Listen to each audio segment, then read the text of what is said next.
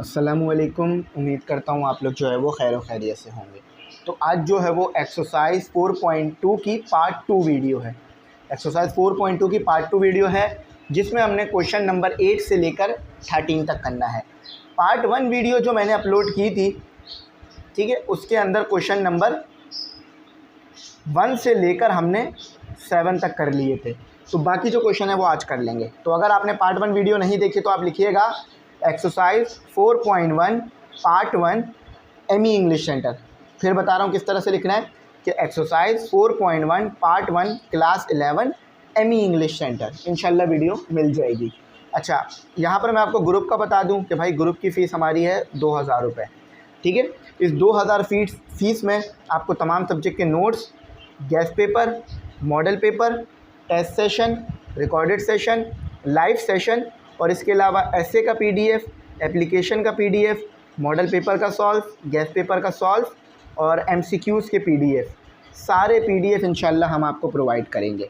और ये फ़ीस सिर्फ पर ईयर है, साल में एक बार देनी है। ठीक है, तो जैसे ही आप लोग ऐड हो जाएंगे आपको तमाम चीज़ें मिल जाएंगी। ग्रुप में ज़रूर ऐड होइएगा और याद रखिएगा कि ये जो भी सिस्टम हम चलाते हैं ग्रुप की फ़ीस से ही चला पाते हैं। तो स्टूडेंट यहाँ पर है हमारे पास हमारा क्वेश्चन नंबर 8।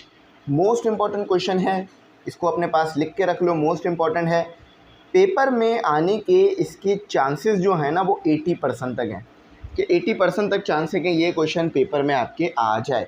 तो इसको ज़रूर अच्छी तरह प्रैक्टिस करना क्योंकि ये पेपर में आ सकता है। अब देखो करना क्या है, सबसे पहले क्वेश्चन को समझो, बात आसान हो जाएगी। इफ़ ए बी सी, आपके पास ए है, बी है, सी है। ए जो है वो बराबर है एल्थ टर्म के, यहाँ पर एल्थ पोजीशन की बात नहीं हो रही है, उस पोजीशन पे टर्म की बात हो रही है। बी बराबर है, बी आपके पास बराबर है एम्थ के, ठीक है। सी आपके पास बराबर है nth के, क्योंकि देखो पहले वाली चीज़ को पहले वाली चीज़ से कंपेयर, दूसरी वाली चीज़ को दूसरी वाली, तीसरी वाली को तीसरी वाली। Term of an AP. अच्छा, सीरीज़ या प्रोग्रेस, आपके पास सीक्वेंस कौन सा है? एपी का सीक्वेंस है, यानी जो आप फॉर्मूला इस्तेमाल करोगे सॉल्व करने के लिए वो एपी का करोगे। अब यहाँ पर सबसे पहले ये लिख लो कि हमारे पास ए बराबर है एल्थ के, बी बराबर है हमारे पास एम्थ के, सी बराबर है हमारे पास nth के। ठीक है, ये हो गया। अब एपी बोला है ना, तो एपी का फॉर्मूला लिख लो एस वी नो। जैसा कि हम जानते हैं अरिथमेटिक प्रोग्रेशन का फॉर्मूला क्या है? A N equal to A plus N minus 1 और डी। ठीक है, ये आपके पास सिंपल इसका फॉर्मूला है। अच्छा, ए एन क्या है? आपके पास एल्थ है। ठीक है, ए एन किसके बराबर है? एल्थ के। पहले आप इसके लिए सॉल्व करो। ए एन आपके पास एल्थ के बराबर है, ए आपके पास ए ही रहेगा, एनथ आपके पास एल के बराबर होगा।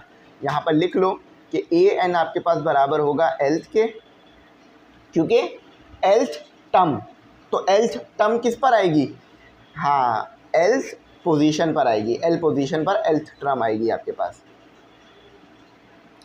अच्छा, तो अब इसको फॉर्मूले को ज़रा पुट कर दो। Lth equal to A plus L minus 1 और डी। एल्थ किसके बराबर है? ए के, तो दोबारा ए लिख दो।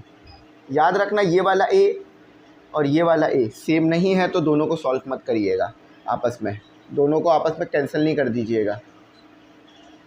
ठीक है, तो ये डी को भी मल्टीप्लाई करा दो एल से, तो डी एल माइनस डी। अब ये आपकी हो गई इक्वेशन 1। अब जो काम आपने एल के लिए किया है ना, वैसा ही काम आपने किसके लिए करना है? एम के लिए। तो एस वी नो यहाँ पे दोबारा लिख लो, ए पी का फॉर्मूला दोबारा लिख लो, ए पी फार्मूला। ठीक है, ए पी फार्मूला आप दोबारा लिख लो यहाँ पर। तो थोड़ा बहुत आज शोर हो रहा है, आप लोग इसको अवॉइड कीजिएगा। ठीक है, क्योंकि देखें पढ़ाते हैं तो अक्सर ऐसा होता है कि चीज़ें शोर शराबा भी हो रहा होता है। तो कोई दुआ करिएगा कि अल्लाह ताला अच्छे वसाइल बना दे ताकि ये शोर शराबा भी ख़त्म हो जाए। ठीक है, आप लोगों की दुआएं रहेंगी तो इंशाल्लाह आगे बढ़ेंगे। अच्छा, ए पी का फॉर्मूला क्या है आपको पता है? A N equal to A plus, ये जनरल फार्मूला है जिससे आप कोई सी भी टर्म, कोई सी भी कॉमन डिफरेंस पोजीशन निकाल सकते हो। अच्छा, यहाँ पर ए एन किसके लिए का? ए एन क्या बराबर होगा? एम्थ के बराबर होगा, क्योंकि आप उसके लिए काम कर रहे हैं ना, mth के लिए काम कर रहे हैं। और n किसके बराबर होगा, m के बराबर, क्योंकि a n निकल रहा है mth पर, तो m पोजीशन पर होगा ना, चीज़ m पोजीशन पर होगी। तो लिख देते हैं। ये सवाल थोड़ा सा ना कॉम्प्लिकेटेड है, तो इसलिए आपको समझना होगा अच्छी तरह से। तो यहाँ पे मैंने लिख दिया, इसमें लिख दिया mth equal to a plus m-1 और d। अच्छा, ये आपका हो गया, ठीक है, ये आपका हो गया। आपने ये साबित करना है कि ये पूरी चीज़ ज़ीरो के बराबर है। a m-n plus b n-l plus c l-m equal to zero. तो यही चीज़ प्रूफ करने के लिए हम ये काम कर रहे हैं। अच्छा, अब आपने इसको थोड़ा सा सॉल्व कर दो। mth किसके बराबर है, b के बराबर है। तो यहाँ आ गया आपके पास a प्लस m dm करो करके, dm कहते हैं ना, dm कर दो माइनस d। तो ये आ गई आपकी इक्वेशन 2। इक्वेशन को नाम ज़रूर देना है। अब यही आपने काम करना है AP फार्मूला लिखकर, AP फार्मूला nth के लिए an equal to a plus n-1 और d। अच्छा, an यहाँ किसके बराबर है, nth के, जैसे पीछे बराबर ले रहे थे। और nth पोजीशन, n टर्म कब आएगी, जब n हो जाएगा आपके पास। तो लिख दो nth equal to a, n ही है तो यहाँ n ही आ जाएगा, -1 और d। nth किसके बराबर है, c के, तो c लिख दो a plus n d n-d। ठीक है, इक्वेशन 3 हो गई आपके पास, इक्वेशन 3 हो गई। अच्छा, अब यहाँ पर देखो, आपको कह रहे हैं m-n, तो m-n पहले हम एक काम करते हैं, m-n तो हमने निकालना ही निकालना है, वो तो कोई मसला है ही नहीं। सबसे पहले हम ऐसा करते हैं ना कि हम l-m निकाल लेते हैं, क्योंकि l-m निकाल लेंगे तो ज़्यादा आसान हो जाएगा। क्योंकि देखो यहाँ भी उसने कहा है कि l-m आपके पास आना चाहिए, तो l-m हमारे पास कैसे आएगा। देखो यहाँ पर हमारे पास इक्वेशन जो है वो 1, इसमें l मौजूद है, और इक्वेशन 2 जो है इसमें m मौजूद है। तो मैं इक्वेशन 1 को इक्वेशन 2 के साथ अगर सॉल्व कर दूंगा, इस इक्वेशन को इस इक्वेशन के साथ सब्ट्रैक्ट कर दूंगा, तो मेरे पास l-m आ जाएगा। अब ज़रा देखो कैसे, इसको ध्यान रखना, फिर m-n भी निकालेंगे, लेकिन पहले l-m निकालना है। सब्ट्रैक्ट सब्ट्रैक्ट इक्वेशन 1 एंड 2, छोटा करके लिखो, ठीक है। Subtract equation 1 and 2।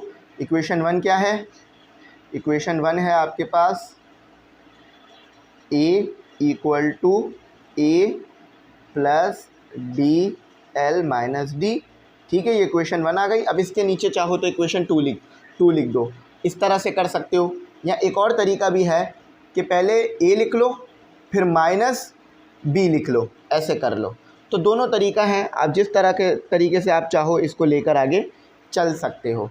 तो मैं ऐसे लिख लूँगा कि पहले a लिख दूंगा, a वाली इक्वेशन, क्योंकि इक्वेशन को सॉल्व करने का ज़्यादा अच्छा तरीका ये है कि पहले इक्वेशन 1 लिख दी, फिर इक्वेशन 2 लिख दी, ठीक है, फिर 2 लिख दी कि a plus D M minus D. अच्छा, अब यहाँ माइनस कर रहे थे तो आप माइनस लगा दो, यहाँ भी माइनस, यहाँ भी माइनस और यहाँ प्लस, साइन तब्दील हो गई। ठीक है, नीचे वाले जब भी दो इक्वेशनों को माइनस करोगे तो याद रखना, पहले ऊपर वाली इक्वेशन लिख दो, फर्स्ट वाली इक्वेशन लिख दो, फिर सेकंड वाली इक्वेशन लिखो, और सेकंड वाली इक्वेशन के साइन उलट कर दो, क्योंकि माइनस हो रहा है ना, तो साइन चेंज हो जाएंगे। प्लस था माइनस हो जाएगा, प्लस था माइनस, प्लस था माइनस, माइनस था प्लस। अच्छा, तो ये अब लिख दो इन दोनों को एक साथ, a माइनस बी हो गया आपके पास, माइनस a प्लस a को कैंसिल कर गया, ख़त्म।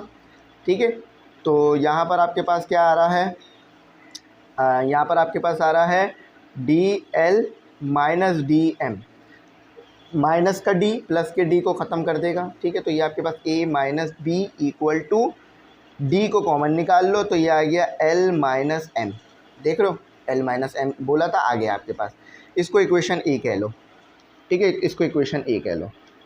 अच्छा, अब आपने m माइनस एन निकालना है, तो m माइनस एन निकालने के लिए क्या करोगे, आप लिखोगे सब्ट्रैक्ट इक्वेशन 2 and 3। ये थोड़ा सा लेंदी सवाल है, इसलिए मैंने पार्ट 1 वीडियो में से नहीं कवर किया था, क्योंकि मुझे पता था इसको मुझे बहुत डिटेल में आपको समझाना होगा। ठीक है, अच्छा अब देखो, अब मैं क्या करूँगा, अब मैं इक्वेशन 2 लिखूँगा। सबसे पहले इक्वेशन 2 क्या है मेरे पास, b equal to A plus B M minus B. फिर इक्वेशन 3 लिखूँगा, ये रहा c equal to A plus B N minus D. मैंने क्या कहा था, सब्ट्रैक्ट करना है तो नीचे वालों की साइन तब्दील कर देंगे, प्लस से माइनस, प्लस से माइनस, प्लस से माइनस, माइनस से प्लस। अच्छा, तो ये आ गया b minus C equal to minus का a प्लस का a को कैंसिल करेगा, D M minus D N, और प्लस माइनस का d प्लस के d को कैंसिल करेगा। b minus C equal to d को कॉमन खींच लो तो ये हो गया माइनस, ठीक है, ये आ गया n है, ये n नहीं, इसका बड़ा ध्यान रखना। अच्छा, ये आपके लिए कोई मुश्किल नहीं था, ये आपको बात समझ में आ गई। आपने बस ये प्रूफ करना है कि a m minus N plus B N minus L plus C L minus M equal to 0 है, ये प्रूफ करना है। यानी यही चीज़ आपने बनानी है इस कंडीशन से जो ऊपर आपको गिवन की गई है। अच्छा, अब करो कि इक्वेशन a को इक्वेशन b से डिवाइड कर दो, डिवाइड इक्वेशन b को a से डिवाइड करना, b divide equation b and a। ठीक है, इक्वेशन b और a को डिवाइड करते हैं तो इक्वेशन b क्या है आपके पास, b minus C equal to D M minus N. ठीक है, तो जैसे डिवाइड में माइनस में किया था बिल्कुल वैसे ही होगा कि ये वाली चीज़ इस वाली चीज़ से डिवाइड होगी, a minus B. Equation a ये है, इक्वेशन b ये रही, और D M sorry a minus B D L minus M. ठीक है, तो ये वाला d इस वाले d को सिंपल कैंसिल कर देगा, कोई मसला नहीं करेगा। ये एल एम उठ के वहाँ पर चला जाएगा, b minus C multiply by L minus M equal to m minus N a minus B. ठीक है, तो यहाँ तक आपको समझ में आ गया। बस दोनों ब्रैकेट्स को आपस में मल्टीप्लाई करा दो तो B L minus B M, ठीक है, माइनस सी एल, और अल्फ़ाबेटिक ऑर्डर फॉलो करो, यानी ए बी सी डी पहले आता है तो ए बी सी डी पहले लिखो, minus minus plus C M equal to A M. अब ये वाले ब्रैकेट मल्टीप्लाई हो रहे हैं, ए एम, ए को पहले लिख रहा हूँ, एम को बाद में, फिर minus B M minus A N minus minus plus B N. ठीक है, अच्छा अब ये वाली सारी वैल्यू उस तरफ ले जाओ, क्योंकि हमें जो है वो अपना ये बनाना है, a equal to M minus N B N plus L, ये बनाना है। तो A M minus B M minus A N plus B N. अच्छा, आप इस तरफ ला रहे हो इक्वल टू के, तो साइन तब्दील हो जाएगी, माइनस बी एल हो जाएगा प्लस बी एम हो जाएगा प्लस सी एल हो जाएगा माइनस सी एम हो जाएगा इक्वल टू 0। ठीक है, तो साइन तब्दील हो गई सबकी। अच्छा, माइनस का बी एम प्लस के बी एम को ख़त्म कर देगा। अच्छा, एक चीज़ याद रखो, जो ए वाली वैल्यूज़ हैं उन सबको एक साथ लिख दो, A M minus A N. ठीक है, ये साथ लिख दी। अब बी वाली वैल्यूज़ को साथ लिख दो, plus B N minus B L. अब सी वाली वैल्यूज़ को साथ लिख दो, plus C L minus C M equal to 0। Common निकाल लो, A M minus N, A common यहाँ से निकल गया, बी कॉमन यहाँ से निकल गया, N minus L plus C L minus M equal to 0।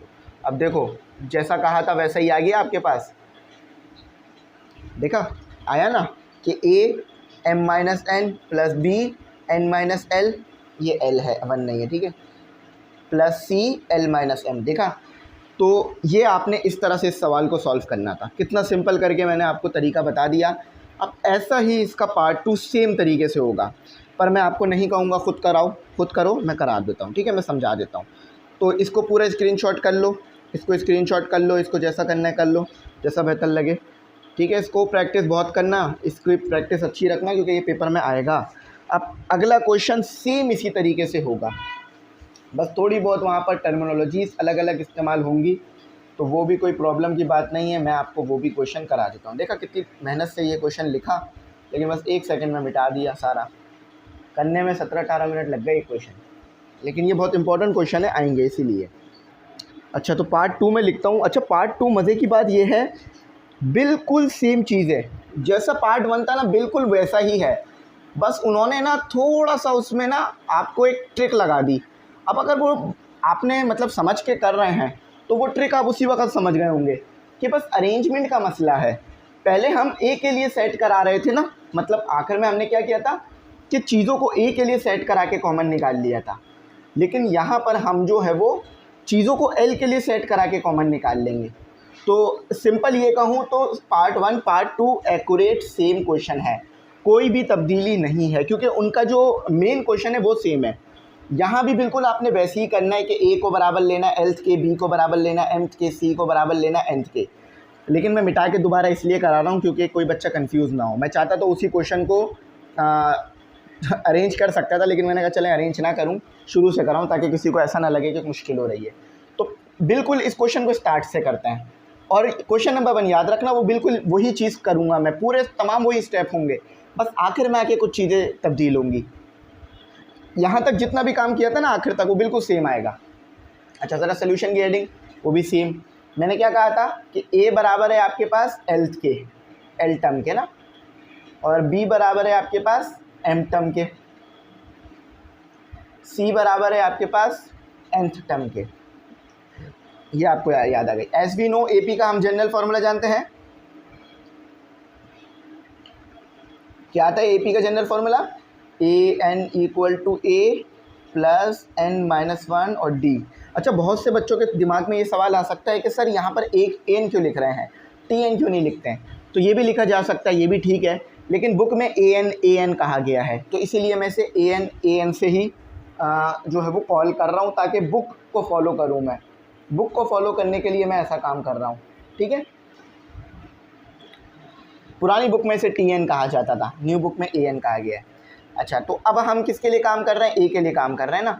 तो ए एन आपको पता है यहाँ पर किसके बराबर है, एल्थ के बराबर है, एल टर्म के लिए काम कर रहे हैं, और एन किसके बराबर है, एल पे। बेशक ये बात सच है कि एल पोजीशन पर ही एल्थ टर्म आएगी ना। तो अब इसको ज़रा फॉर्मूले को लिख देते हैं कि Lth equal to sorry A as it is रहेगा एल माइनस 1 और डी। अच्छा, एल्थ किसके बराबर है, एल्थ ए के बराबर है, तो ए लिख देना, A plus D L minus D, equation 1 कह के आगे बढ़ चलें। अच्छा, ए पी का फॉर्मूला लिखो दोबारा, क्या आता है, A N equal to A plus N minus 1 और डी। ए क्या था, ए एन यहाँ पर क्या है आपके लिए, आप एम्थ के लिए काम कर रहे हैं, ये एम्थ हो गया। एन क्या है यहाँ पर, एम है आपके पास, तो ए एन की जगह क्या पुट कर दिया मैंने, एम्थ पुट कर दिया, ए एज इट इज़ रहा, प्लस एम किसके, एन किसके बराबर है, एम के, और डी थोड़ा सा एम किसके बराबर है, बी के, तो बी पुट कर दिया, A plus D M minus D, equation 2 कह के आगे बढ़ चलें। अच्छा, अब ज़रा यहाँ देखें, थोड़ा सा नीचे भी इसमें काम हो सकता है कि ए पी का फॉर्मूला लिखो दोबारा, A P formula, A P general formula है ये, A N equal to A plus N minus 1 और डी, ठीक है। अच्छा, ज़रा देखें यहाँ पर आपको पता है सारी बात कि हमारे पास ए एन किसके बराबर है, बिल्कुल ठीक, nth के। अब ए एन अगर nth के बराबर है तो n पोजीशन पर ही n आएगा, तो nth लग नहीं रहा है, अब nth लग रहा है। nth equal to A plus n minus one और D, nth equal to A plus D N minus D. ठीक है, अगर कोई मसला हो रहा हो, छोटा लग रहा हो तो जूम करके देख लेना, ये जूम हो जाएगा। अब ये आपके पास हो गई इक्वेशन 3, थोड़ा सा करीब करके इक्वेशन 3।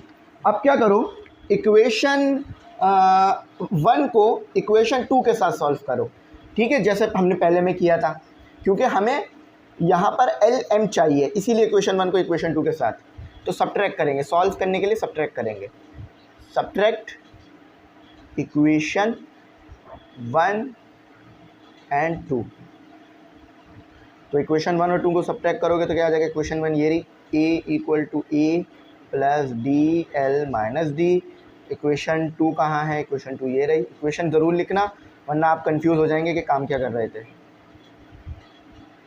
अच्छा, अब मैंने बताया था जब भी सब्ट्रैक्ट करते हैं तो आखिर वाली इक्वेशन के साइन तब्दील हो जाते हैं, अपोजिट हो जाते हैं, प्लस होगा तो माइनस, माइनस होगा तो प्लस। तो माइनस का ए प्लस के ए को कैंसिल, प्लस का बी, प्लस का डी माइनस के डी को कैंसिल करेगा। A minus B equal to D L minus D M. Common निकाल लीजिए ए माइनस बी में से, डी कॉमन निकाल लीजिए एल माइनस एम में से। ठीक है, इसको इक्वेशन ए का नाम दे लीजिए। बिल्कुल सेम काम हो रहा है, कुछ नहीं हो रहा, समझ लो जो क्वेश्चन नंबर 1 किया था मैं उसी को रिपीट कर रहा हूँ, आखिर में तब्दीली है। अच्छा, अब इक्वेशन 2 करते हैं ज़रा। अब करो सब्ट्रैक्ट, सब्ट्रैक्ट इक्वेशन 2 एंड 3 भाई साहब। इक्वेशन 2 क्या था, इक्वेशन 2 ये रहा, b equal to A plus D M minus D. Equation 3 क्या था, ये रहा। अच्छा, यहाँ पर ना एक छोटी सी हमसे मिस्टेक हो रही है कि हमने ना nth को c के बराबर नहीं लिखा, तो nth को c के बराबर कर लो। c इक्वल टू, गलती नहीं है, बस हमने लिखा नहीं था उसे, तो अब सब कर लो। ठीक है, d, तो ये माइनस, ये प्लस, सॉरी प्लस तो ऑलरेडी है ना, ये माइनस, ये प्लस, माइनस ए माइ plus A plus D minus D, तो b minus C equal to D M minus D N. बस ये हो गया, b E minus C equal to d common निकल गया तो m माइनस बी। ये इक्वेशन हो गई आपकी b।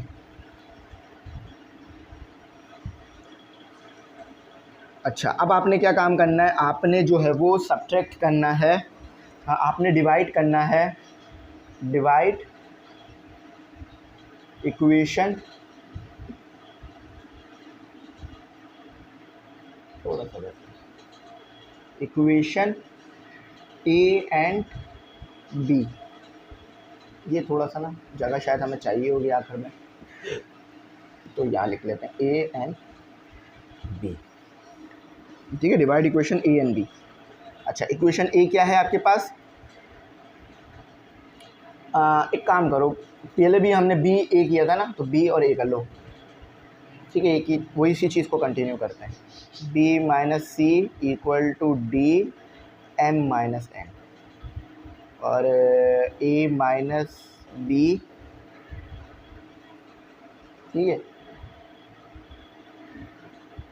एक बार देख लेते हैं, B minus C D multiply by M minus N, और A minus B D multiply by L minus.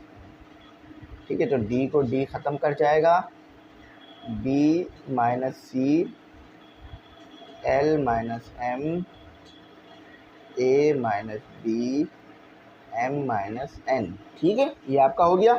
इनको ज़रा आपस में मल्टीप्लाई करा दो, B L minus B M minus C L minus minus plus C M. अब किसी के दिमाग में सवाल आ रहा होगा कि सर वही क्वेश्चन था तो उसको आखिर में चेंज कर देते। मैं कर सकता था ऐसा, लेकिन मैंने कहा थोड़ी सी अपनी ज़िम्मेदारी को निभा लेता हूँ, पूरा करा देता हूँ, ताकि ना किसी बच्चे को कोई प्रॉब्लम ना हो। Minus minus plus B N. ठीक है, अब चाहो तो इसको उधर ले जाओ, उसको इधर ले आओ, आपकी मर्ज़ी है। तो मुझे ऐसा क्या लग रहा है कि इन्होंने बोला बी माइनस सी, यानी सी मेरे पास माइनस में होना चाहिए, तो और एल से कॉमन निकाला, तो इन वाली को उधर ले जाता हूँ। तो मेरा सी माइनस में ही रहेगा और ये वाली चीज़ें वहाँ आ जाएंगी। तो B L minus B M minus C L, मैंने कहा था ना आखिर में तब्दीली है, वो यहाँ पर तब्दीली है। पहले हम इसको यहाँ ले गए थे, लेकिन अब मैं इसको वहाँ लेके जा रहा हूँ। ठीक है, तो माइनस ए एम हो गया, प्लस ए एन हो गया, प्लस बी एम हो गया, प्लस नहीं माइनस बी एन हो गया, इक्वल टू 0 हो गया। अच्छा, अब थोड़ा सा मैं बताता हूँ मैंने किया क्या, ताकि आप लोगों के दिमाग में भी इस बात को बैठ जाए कि मैंने इन वाली चीज़ों को उधर ले आया। तो B L minus B M minus C L plus C M minus A M plus A N plus B M minus B N. ठीक है, तो देखो वही माइनस का बी एम प्लस के बी एम को कभी भी ख़त्म ही करेगा। अच्छा, अब एक काम करो, एल वाली वैल्यूज़, क्योंकि एल कॉमन निकालना है ना, तो एल वाली वैल्यूज़ एक साथ लिख लो। एम कॉमन निकालना है ना, एम वाली वैल्यूज़ एक साथ, वैसे वो ऑलरेडी साथ लिखी हुई है, प्लस ए एन। अच्छा, अब एल कॉमन निकाल लो, B minus C, M common निकाल लो, C minus A equal to 0, और एन कॉमन निकालना होगा इसमें हमें already, A minus B equal to 0। अब आप लोग मैच करके बताओ कि क्या वाकई ही जो कंडीशन थी वो आई या नहीं आई। एल बी माइनस सी बिल्कुल ठीक है, plus M C minus A बिल्कुल ठीक है, plus N A minus B. देखा, पूरा question as it is part 1 था, लेकिन आखिर में जो तब्दीली करनी थी उससे चेंज होना था। मैंने कहाँ आके तब्दीली की, यहाँ आके तब्दीली की। यहाँ तक ये पूरा क्वेश्चन नंबर 1 चलता रहा, लेकिन फिर उसके बाद जब मैंने कॉमन निकाला, यानी जब मैंने इक्वेशन को इधर उधर किया, यानी टर्म्स को इधर उधर किया, तो उसमें तब्दीली आ गई। तो यहाँ ये हमारा क्वेश्चन कंप्लीट हुआ। अब टाइम इसमें वाकई मैं मानता हूँ ज़्यादा लगा, और इसमें ज़्यादा लगना भी था टाइम, क्योंकि ये बहुत इंपॉर्टेंट क्वेश्चन है, पेपर में आएगा, तो इसीलिए थोड़ा सा ना हार्ड था। आओ क्वेश्चन नंबर 9 करते हैं। अच्छा, तो देखिए ये सवाल बहुत ही सिंपल है। इन्होंने कहा है कि ये आपके पास एक एपी की सीक्वेंस है या सीरीज़, इसके मदद से ये बना लीजिए। अब यहाँ पर हम क्या करेंगे, अगर आपको कॉमन डिफरेंस का याद है तो वो कॉन्सेप्ट यहाँ पे लगेगा और ये चीज़ हमारे पास आ जाएगी। ठीक है, कॉमन डिफरेंस का अगर कॉन्सेप्ट याद है तो ज़रा देखें वो कॉमन डिफरेंस का हमारे पास कॉन्सेप्ट था क्या। कॉमन डिफरेंस का हमारे पास कॉन्सेप्ट था, common difference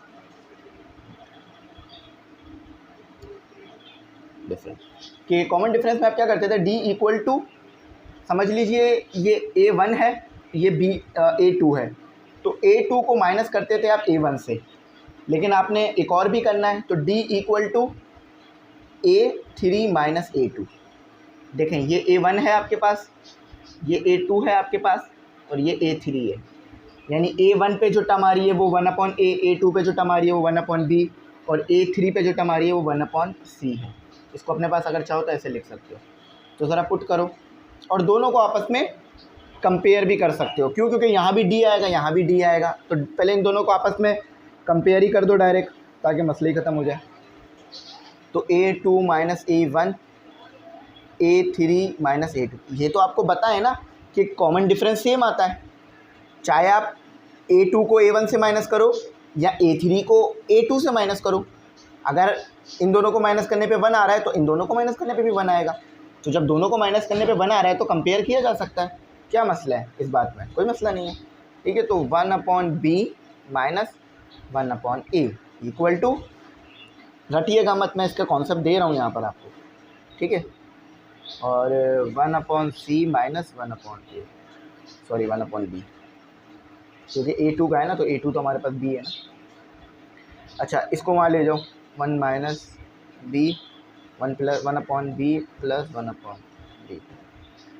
1/C plus 1/A। ठीक है, ज़रा एलसीएम ले लो, ये B है, डिनोमिनेटर सेम है, तो ऊपर वाली चीज़ें बस सिंपल ऐड हो जाएंगी। ठीक है, इधर एलसीएम ले लो आप, कि ये क्या आ रहा है। ठीक है, इसका एलसीएम कर लो ज़रा, ये आ गया आपके पास A प्लस C, और नीचे वाली चीज़ आपस में मल्टीप्लाई हो गई। AC लिखना, CA नहीं लिखना, ठीक है, CA भी लिख लोगे तो एक ही बात है। अच्छा, 2AC कर दो, 2AC equal to B multiply by A plus C। A plus C यहाँ है तो वहाँ ले जाके डिवाइड कर दो, तो b equal to 2ac divided by a plus B. देखा, यही चीज़ तो प्रूफ करने का कहा था उन्होंने। देखो मैंने क्या किया, मैंने 2ac को 2 के साथ मल्टीप्लाई करा दिया, फिर b को a प्लस सी से मल्टीप्लाई करा दिया, लेकिन मुझे a प्लस सी मल्टीप्लाई नहीं करवाना था तो मैं उसको दोबारा उसके नीचे ले गया। ये था क्वेश्चन नंबर 9। अब कुछ क्वेश्चंस बहुत सिंपल भी हैं, कुछ क्वेश्चंस हार्ड भी हैं, तो बस वो है कि आपने थोड़ा सा ना तहम्मुल रख के काम को करना है। अब आओ ज़रा हम करते हैं अपने क्वेश्चन नंबर 10 को करते हैं। तो स्टूडेंट अब हमारे पास है हमारा क्वेश्चन नंबर 10। क्वेश्चन नंबर 10 में एक प्रॉब्लम है कि अगर इसको ऐसे ही हम सॉल्व करेंगे जैसे ये गिवन है तो आंसर कभी भी ये नहीं आएगा, आंसर अलग आएगा। तो इसको सही कर लीजिए कि ये प्लस आएगा, माइनस नहीं आएगा, ठीक है, प्लस आएगा, प्लस आएगा। अब ये बिल्कुल ठीक इसका आंसर आ जाएगा आपके पास, ठीक है। अच्छा देखो, इन्होंने कहा है कि if 1/a plus B comma 1/b plus C comma 1/c plus A are in AP में है ये, तो ये चीज़ बना के दिखाएं इन तीनों की मदद से। तो आप क्या करेंगे, कॉमन डिफरेंस लेंगे, ठीक है। कॉमन डिफरेंस जो होता है आपका AP में, कॉमन डिफरेंस वो करेंगे, और कॉमन डिफरेंस का आपको पता है कि वो एक दूसरे के बराबर आते हैं, ठीक है, चाहे कोई भी कॉमन डिफरेंस हो। तो D equal to A2 minus A1, D equal to A3 minus A2, ठीक है। तो ये हो जाएगा आपके पास, ये दोनों D बराबर हैं, तो A2 माइनस A1 और A3 माइनस A2। अब A1 A2 क्या है, A1 ये है, A2 ये है, और A3 ये होती है हमारे पास, ठीक है, जैसे कि आपको पता है। तो ये पुट करते हैं ज़रा। A2 क्या है, 1/b plus C minus 1/a plus B 1/c plus A minus 1/b plus C, ठीक है। अच्छा ज़रा आप सॉल्व कर देते हैं, ये उधर चला जाएगा, इसे भी ब्रैकेट कर दो, ये उधर चला जाएगा, a plus B minus bracket में b plus C d plus C a plus B, ठीक है। तो ये हो गया b प्लस सी, एलसीएम ले रहा हूँ, कुछ नहीं कर रहा, ठीक है। c प्लस a, तो इसको वैसे कर लेते हैं, c plus a b plus a, बस एलसीएम लिया मैंने, a प्लस बी को उधर ले गया, b प्लस सी को इधर ले गया, b plus C a plus B को ऐड कर दिया, मल्टीप्लाई कर दिया, b plus C c plus a, और इन दोनों को ऐड कर दिया, तो a plus B minus B plus C divide कर दिया जाएगा इनको। अच्छा देखो, ये भी एक गलती हो रही है, ये c है, ठीक है, ये a नहीं है, ये c है, b प्लस सी। तो देखो ये भी b प्लस सी है, ये भी b प्लस सी है, कैंसिल हो गया एक दूसरे से,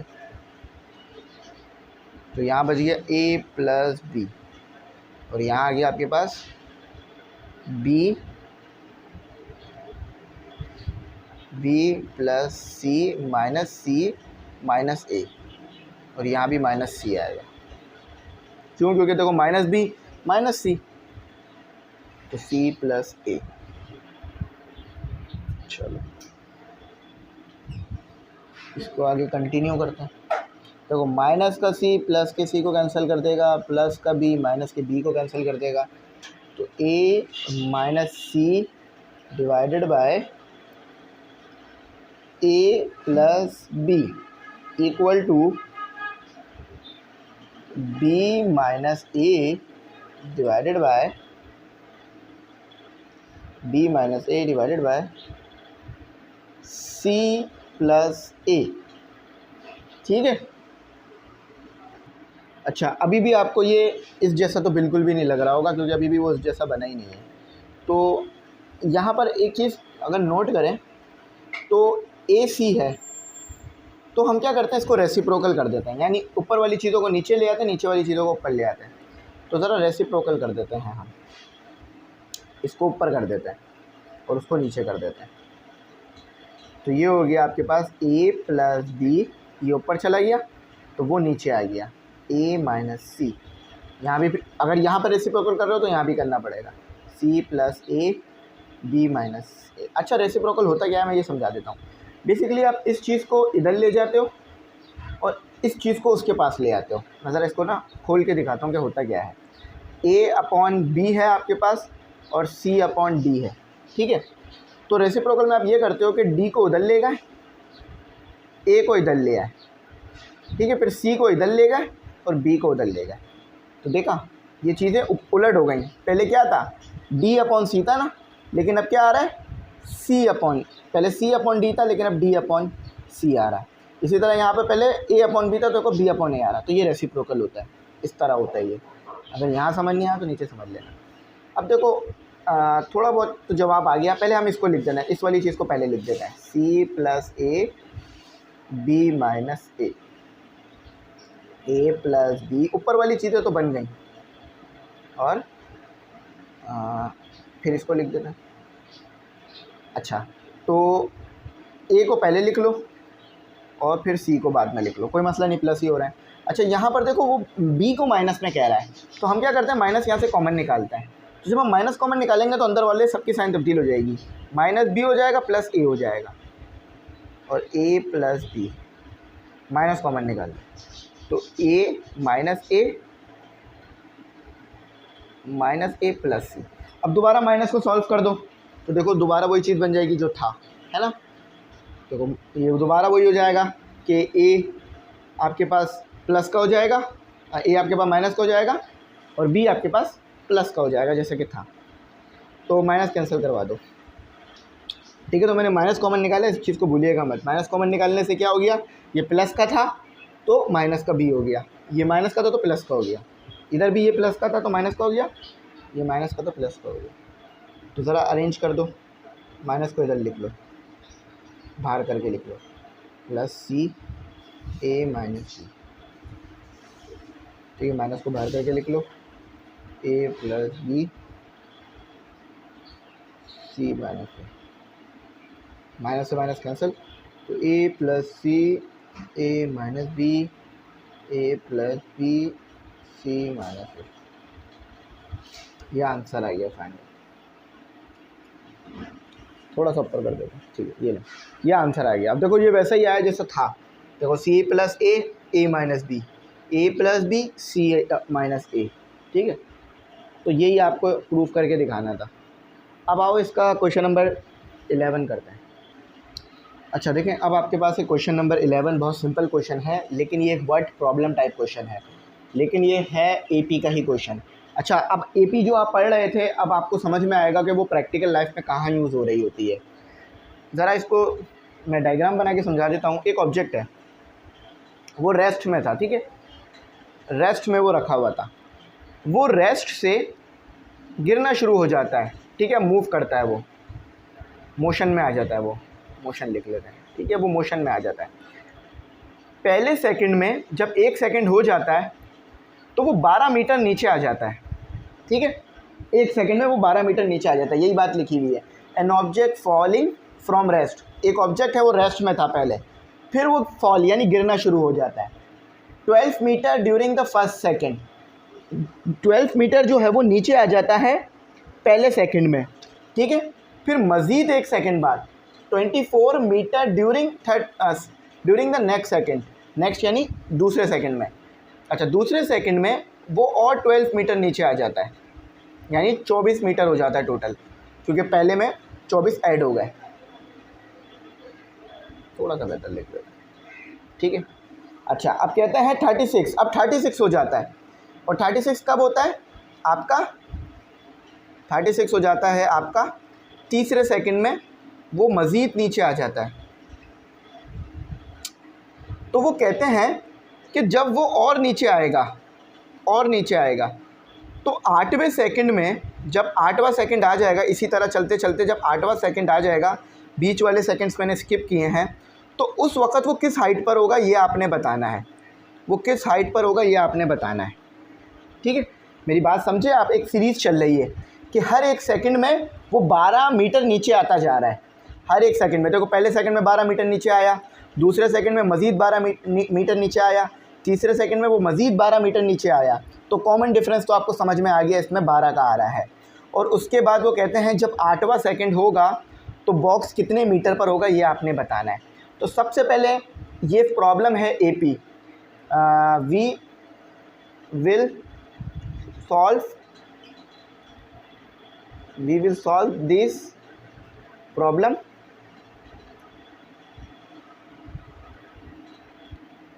with the help of AP। ठीक है, AP की मदद से हम इसे सॉल्व करेंगे, क्योंकि ये एक AP का कॉन्सेप्ट है। आप सीरीज़ बना लेते हैं। सीरीज़ ये है कि 12 मीटर, यूनिट लिखने की ज़रूरत नहीं है, 12 मीटर, उसके बाद 24 मीटर, उसके बाद 36 मीटर, फिर ऐसे ही आगे चलता जाएगा। आखिर के ये फर्स्ट सेकंड में हुआ, ये सेकंड में हुआ, ये थर्ड सेकंड में हुआ, 8वें सेकंड में वो कितना मीटर नीचे आया, ये आपने बताना है। अच्छा देखो, कॉमन डिफरेंस देख लेते हैं कि A2 माइनस A1। ठीक है, तो A2 क्या है आपके पास, 24 माइनस 12, तो आप अच्छी तरह समझ सकते हैं 12 ही आना चाहिए। अच्छा, अब AP का फॉर्मूला लगा दीजिए ज़रा इस पर।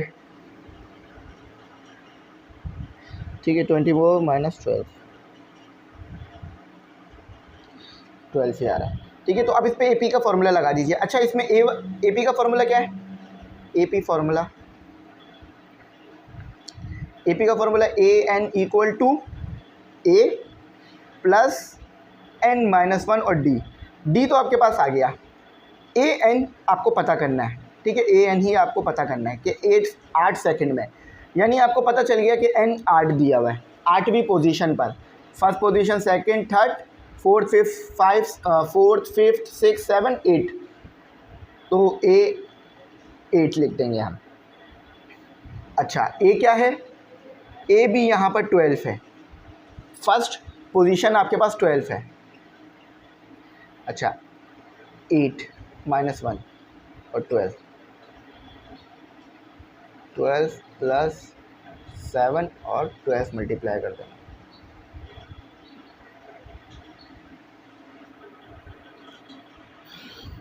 अब ज़रा ये देखें, 7 मल्टीप्लाई बाय 12, 7 मल्टीप्लाई बाय 12, तो ये आ रहा है 84, तो 96 आना चाहिए। 84 प्लस 12, 96, तो A8 आपके पास आ रहा है 8 सेकंड में, वो 96 मीटर नीचे आ चुका होगा। अब इसको वर्डिंग में लिख लो, द ऑब्जेक्ट कहा था ना उन्होंने, ऑब्जेक्ट फॉल करेगा, द ऑब्जेक्ट फॉल करता है, फॉल्स 96 मीटर इन 8 सेकेंड। देखा AP के कॉन्सेप्ट से कैसे इस न्यूमेरिकल को हमने सॉल्व किया। तो यहाँ मैंने इसका कॉन्सेप्ट आपको दे दिया कि एक सेकंड में वो 12 मीटर नीचे आया, दूसरे सेकंड में वो 24, तीसरे सेकंड में 36, यानी 12, हर सेकंड में 12 मीटर नीचे आ रहा है। यानी एक सीरीज़ बन रही है, उसमें एक पैटर्न नज़र आ रहा है, हमें एक सीक्वेंस नज़र आ रहा है। तो जब भी इस तरह का सीक्वेंस नज़र आएगा हम उसको ऐसे सॉल्व कर सकते हैं। अब इसका जो है वो क्वेश्चन नंबर 12 करते हैं, वो भी एक न्यूमेरिकल ही है और सेम इसी तरह से होगा वो भी। अच्छा देखो, इसकी वर्डिंग में थोड़ा सा यहाँ बता दूँ, मैंने ना इसकी वर्डिंग उसमें लिखी है, क्या कहते हैं, प्रेजेंट में। आप चाहो तो इसकी वर्डिंग उसमें भी लिख सकते हो, फ्यूचर में, बस यहाँ पर इसे विल कर देना। ठीक है, तो ये वो हो जाएगा कि the object will fall 96 metre in 8 second. ये मैं इसलिए बता रहा हूँ कि थोड़ी ग्रामेटिकल मिस्टेक ना आ जाए आगे। अब आओ क्वेश्चन नंबर 12 करते हैं। तो देखें, अब आपके पास जो न्यूमेरिकल है या जो वर्ड प्रॉब्लम है वो है अ मैन डिपॉजिट, एक आदमी है वो डिपॉजिट करता है, ठीक है, 13,000 रुपये इन अ बैंक, अपने बैंक में डिपॉजिट कर दिए उसने, इन द फर्स्ट मंथ, पहले मंथ में, यानी जब उसके बैंक अकाउंट खुलवाने का पहला मंथ था तो उसने 13,000 रुपये अपने बैंक में रख दिए। तो यहाँ पर हमारे पास पोजीशन क्या हो गई, 1, और ये 1 क्या है, मंथ है। और रुपीस में हमारे पास जो है वो रकम है 13,000, यानी 13,000 हमारे पास टर्म है और 1 हमारे पास पोजीशन है, ठीक है।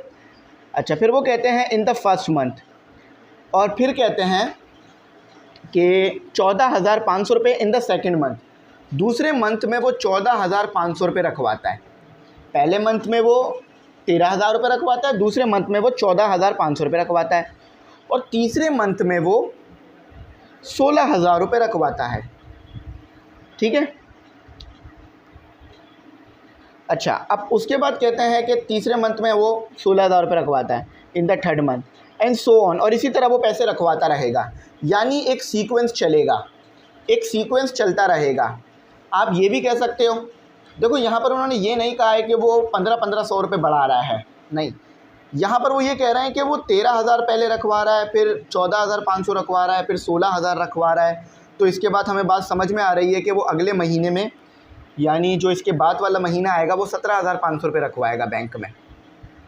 चौथे महीने में वो 17,500 रुपये रखवाएगा, क्योंकि हम देख सकते हैं वो हर महीने 1,500 बढ़ा के रखवा रहा है। तो एक सीक्वेंस चल रहा है, तो कॉमन डिफरेंस तो हमें यही देख के समझ में आ रहा है कि 1,500 का आएगा। तो ये कहते क्या हैं कि फाइंड हाउ मच ही है, यहाँ लिखा हुआ है ना, ये लिखा हुआ, find how much he has to deposit in the bank at the end of a year, यानी साल के आखिर पर वो कितने पैसे रखवाएगा। अब आपको तो पता है साल का आखिर कब होता है, जब 12 महीने हो जाए। तो बेसिकली ये पूछ रहे हैं कि 12वें महीने में वो कितने पैसे रखवाएगा। देखो ये तो पहला महीना हो गया ना, और साल का आखिर यानी 12वां महीना, तो 12वें महीने में वो कितने पैसे रखवाएगा ये आपने बताना है। तो 12वां महीना ये पोजीशन हो गई, और कितने पैसे रखवाएगा वो टर्म होगी। तो चलो आओ इसको फाइंड करते हैं। एपी का ही फॉर्मूला आप यूज़ करोगे यहाँ पर, एपी का जनरल फार्मूला क्या होता है, A N equal to A plus N minus 1 और डी, है ना। अब ए एन तो आपने पता करना है, ए गिवन है आपको, ये ए है। अच्छा, डी आप निकाल सकते हो, एन भी आपको पता है, एन कितना है आपके पास 12, तो डी निकाल लो A2 माइनस A1 से। A2 कितना है, A1 कितना है, तो 1,500 रुपये का डिफरेंस आ रहा है, ठीक है। अब बस एपी के फॉर्मूले में सारी वैल्यूज पुट कर दो, अब सब कुछ आपके पास आ चुका है। 14,000 माइनस 13,000, 1,500, ठीक है। अच्छा, ज़रा एपी का फॉर्मूला लिख लो, एपी के फॉर्मूले में पुट कर दो, ए एन इक्वल टू, थोड़ा नीचे कर दो, ए एन इक्वल टू, ए ये लिखा मैंने 13,000, ये वैल्यू ए की होती है, और प्लस 12 माइनस 1, और डिफरेंस कितने का आ रहा है, हर महीने आ रहा है 1,500 का। 13,000 प्लस 11, 1,500, मल्टीप्लाई कर लो 11 को 1,500 से,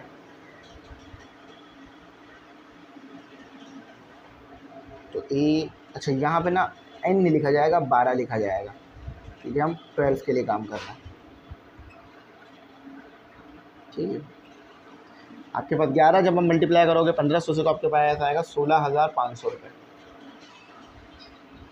अब इन दोनों को ऐड कर दो आपस में, 13,000 प्लस 16,500, 13,000 है, ठीक है, 1,300 नहीं है, तो 29,500 रुपये,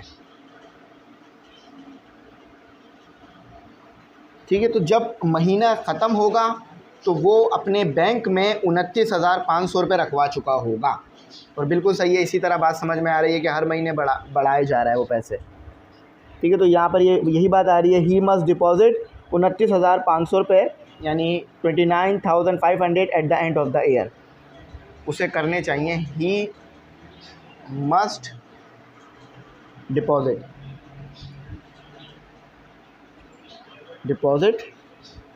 रुपीस में है 29,500 eight the end of the year, eight the end of the year, अब मैं थोड़ा सा ना यहाँ एक सवाल, एक चीज़ समझाता हूँ, मुझे लग रहा है शायद वो प्रॉब्लम आ रही है। देखो उसने पहले महीने में तो 13,000 रखवाए थे, फिर उसने 1500 और बढ़ा के रखवाए हैं, फिर उसने और 1500 बढ़ा दिए हैं, फिर उसने और 1500 बढ़ा दिए हैं। यानी बेसिक जो उसने अमाउंट रखवाई थी ना वो 13,000 की रखवाई थी, क्योंकि सवाल पढ़ के भी यही समझ में आ रहा है। A man deposit 30,000 in a bank in the first month.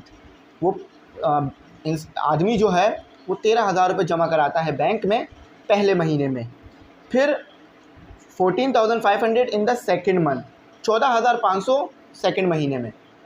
तो फिर यहाँ पे पूछ रहे हैं कि 12वें महीने में find how much he has to deposit, ये बताओ कि कितना वो डिपॉजिट कराएगा इन द बैंक में at the end of a year, 12वें महीने में।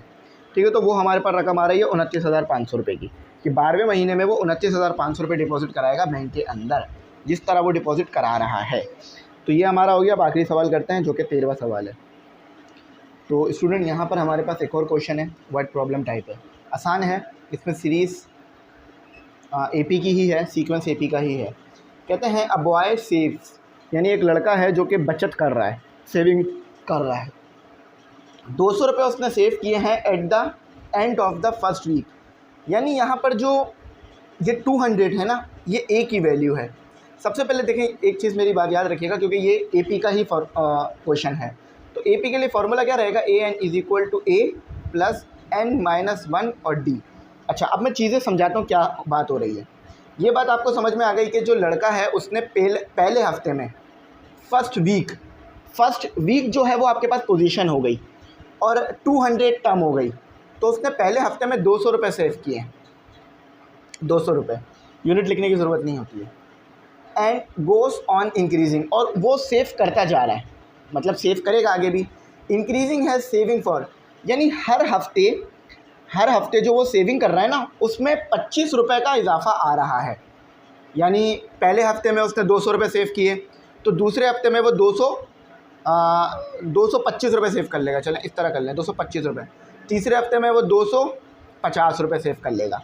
ऐसे इजाफा आता जा रहा है। तो यहाँ पर आपके पास क्या आ गया, यहाँ पर जो ये 25 आ गया, ये डी आ गया, क्योंकि हमें पता है कि डी डिफरेंस होता है। यानी 200 उसने पहले हफ्ते में सेव किए, 200 उसने पहले हफ्ते में सेव किए, ठीक है, और दूसरे हफ्ते में उसने सेव किए 225 रुपये। तो डिफरेंस कितने का आ गया, 225 माइनस 200, तो 25 रुपये का डिफरेंस। यानी ये डी ही हो गया ना आपके पास, बेसिकली ये डी ही हो गया आपके पास। तो यहाँ पर ये डी है, ठीक है, डी बोल रहे हैं ये इसे। क्यों, क्योंकि कॉमन डिफरेंस का मतलब ही ये होता है कि डिफरेंस कितने का आ रहा है, इंक्रीजिंग या डिक्रीजिंग। डिफरेंस इंक्रीजिंग में भी हो सकता है, डिक्रीजिंग में भी हो सकता है, लेकिन यहाँ पर डिफरेंस इंक्रीजिंग में है। 25 रुपये हर महीने बढ़ाता जा रहा है वो। कहते हैं आफ्टर हाउ मैनी वीक, कितने महीने बाद, सॉरी कितने हफ्तों बाद वो सेव कर लेगा वीकली सेविंग 2,000 रुपीज़ के, उसकी वीकली सेविंग 2,000 रुपीज़ हो जाएगी। यानी उसे और कितने हफ्ते लगेंगे 2,000 रुपये सेव करने के लिए। तो बेसिकली यहाँ पर उन्होंने एन मांगा है आपसे, क्योंकि मैंने बताया ना वीक यहाँ पर पोजीशन है और 200 यहाँ पर ए है, और ए एन आपके पास क्या आ गया, ये आ गया 2,000 रुपीज़। ठीक है, वैसे यूनिट लिखने की ज़रूरत नहीं होती है, मैं सिर्फ इसलिए लिख रहा हूँ ताकि आप लोगों को समझ में आ जाए मेरी बात। ठीक है, बात समझ गए ना। एपी का फॉर्मूला यूज़ होगा। इस चीज़ को थोड़ा सा मैं फिर एक बार बता देता हूँ कि वो कह रहे हैं his weekly saving will be 2,000 rupees. कितने हफ्तों बाद उसकी वीकली सेविंग 2,000 रुपीज़ हो जाएगी। यानी पोजीशन मांग रहा है ना, मैंने बताया ना वीक पोजीशन है, तो वो पोजीशन मांग रहे हैं आपसे।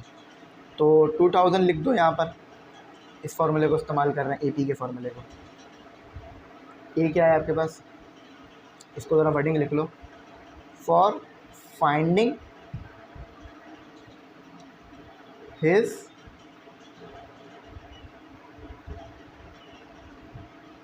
Weekly saving we will use AP formula.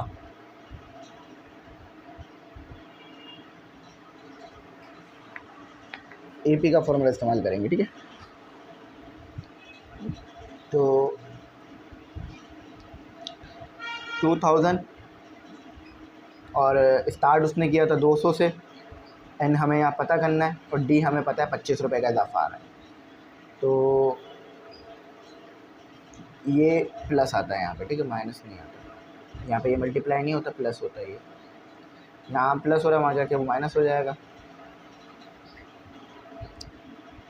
n-1 और 25। तो अब हम क्या करेंगे, ये 1800 रुपये हो गए।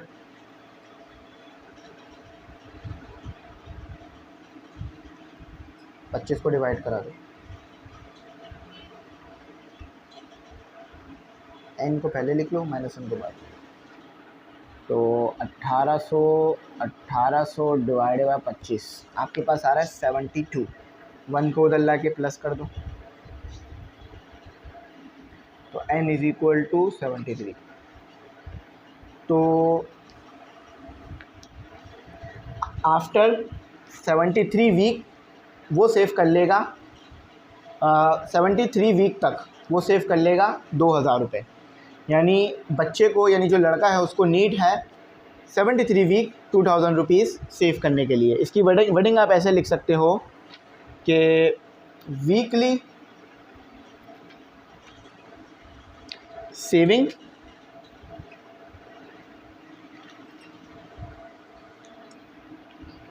will be ₹2000 after 73 week. यानी 73 वीक्स में वो 2000 रुपीज़ सेव कर लेगा। और हर महीने, हर हफ्ते वो 25-25 रुपये उसमें बढ़ाता जा रहा है। पहले हफ्ते में उसने 200 सेव कर लिए थे, लेकिन फिर हर हफ्ते वो 25-25 रुपये बढ़ा रहा है। तो 73 वीक लगेंगे उसे 2000 रुपये जमा करने में। तो ये यहाँ पर हमारा ये कंप्लीट हो गया। तो मैं उम्मीद करता हूँ मेरी बात समझ में आ गई होगी। वैसे मैंने इसे पूरा एक्सप्लेन अच्छी तरह करा है, नहीं समझ में आया तो पूछ लेना, मैं बता दूँगा। ये एक्सरसाइज हमारी कंप्लीट हुई। आप 7 और 4.3 करेंगे इंशाल्लाह कल से। Thanks for watching. अल्लाह हाफ़िज़। अपनी कीमती दुआओं में ज़रूर याद रखें।